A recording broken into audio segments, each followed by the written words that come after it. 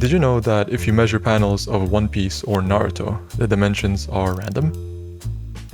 They are drawn to fit the paper. These diagonal cuts you'll often find in any manga are there to guide your eye across the page like in a reverse Z pattern. But in Fire Punch, what you will often see is something very distinct. The panels are unusually wide. They range from 2.1 to 2.8 aspect ratios. To the average reader, this just looks like a stylistic choice. But if you take a standard cinema aspect ratio, 239:1, the anamorphic lens used in movies like Star Wars, and overlay it onto these panels, look what happens.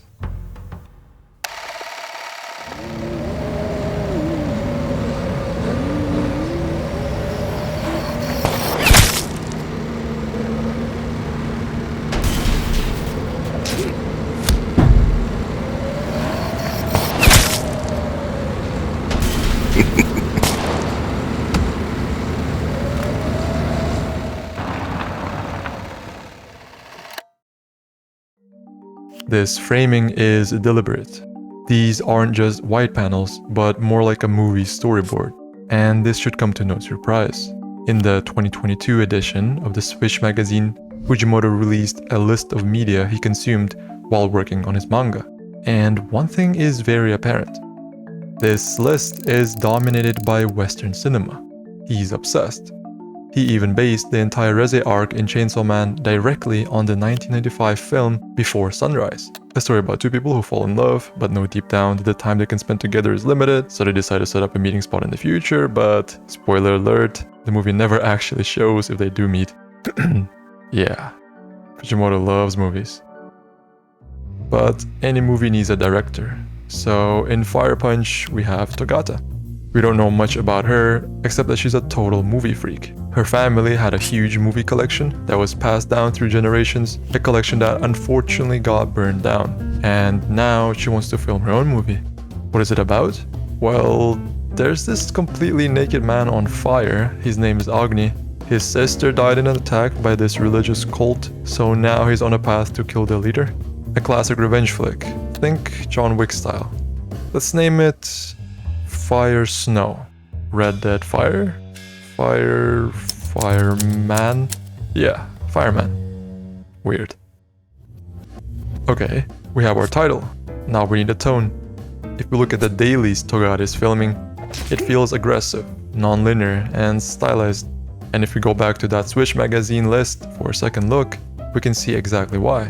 One name appears on Fujimoto's list more than any other. Tarantino. Tarantino is famous for aesthetic violence.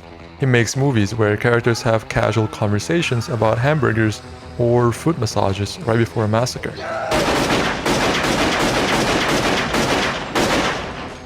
He creates a layer of cool that detaches the audience from all the screams and murder. So Togata is basically directing a Tarantino sequel. She copies his aesthetic violence, where heads get sliced like Fruit Ninja and blood splatters like art. That same exact style.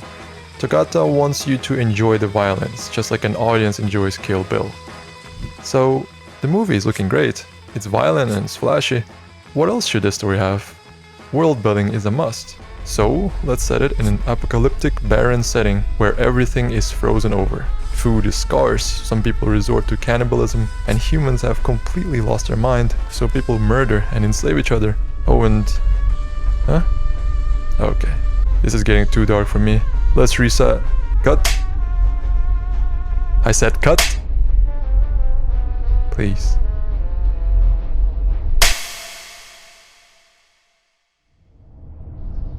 I lied. Everything I showed you is what is actually happening in the world of Fire Punch. It's not a movie, and it didn't even start here either. It started years ago, in a village that had nothing. The world of Fire Punch is in a new ice age, where nothing can grow. The only reason this specific village survived is because of a miracle. Agni and his sister Luna were born with a regeneration blessing. They had a routine. Every single day, Agni would cut off his own arm. The villagers would chop it up, boil it into stew, and eat it. They are all pretending. They pretend eating human meat is normal. Agni tells his sister it doesn't hurt, even though we know it does. There are no cameras around, yet they have been pretending for years. This idea of dissociation by acting is the engine of the entire story. When Agni's village is eradicated by Doma, a blessed that can cast flames that never extinguish, Agni has to pretend the fire doesn't hurt just so he can act out the responsibility given to him by his dying sister. And he isn't the only one. The religious cult Doma serves, they are praying to a god that is actually just a main character from an old movie they found. The terrifying Ice Witch who supposedly destroyed the world, she doesn't care about domination. She wants to reset civilization just so she can watch a Star Wars sequel. And of course, Togata. She pretends to be a director casting a movie because treating the apocalypse like a film set is the only way she can be entertained. While writing this video, I've tried finding the moral of the story, but every time I found one, the manga contradicted it 5 chapters later. But maybe the story doesn't have a lesson. Maybe it's a case study. You take flawed, broken humans, put them in the worst conditions imaginable, and then see what happens. Effectively, it becomes a case study on the illusions humans create to survive when reality becomes unbearable. And if we treat it that way, the results actually align with one of the most famous papers in the history of social psychology. In 1988, researchers Shelley Taylor and Jonathan Brown published a study titled Illusion and Well-Being. Before this paper, the clinical consensus was that mental health equaled contact with reality. To be sane was to see the world exactly as it is. But Taylor and Brown found the opposite. They reviewed data showing that people who see their lives accurately, people who realistically assess their lack of control, are usually clinically depressed. They found that healthy human beings survive on a diet of positive illusions. We naturally overestimate our control over the world. We view our future as brighter than the statistics suggest. The paper notes that in chance situations, like rolling dice, healthy people act as if they have control. They pretend that there's skill involved even when there isn't. Now, apply that to Fire Punch. The story simply takes this ordinary mental mechanism and pushes it to its absolute limit. Agni lives in a world where he has zero control. The Ice Age is a chance event. The suffering is random. If he looked at this reality accurately, he would, by definition, succumb to the learned helplessness. He would lie down in the snow and die. So, Agni constructs a positive illusion, strong enough to help him keep going. The study argues that these illusions are adaptive. They fuel persistence. Agni casts himself as a protagonist of a revenge movie because the protagonist has a script. The protagonist has a goal. The protagonist has control. The movie is a protective mechanism his brain has to make up to survive. And that brings us back to the question we started with. Why is Fire Punch drawn in 239:1? It wasn't just because Fujimoto likes Star Wars. And it wasn't just to make the action look cool.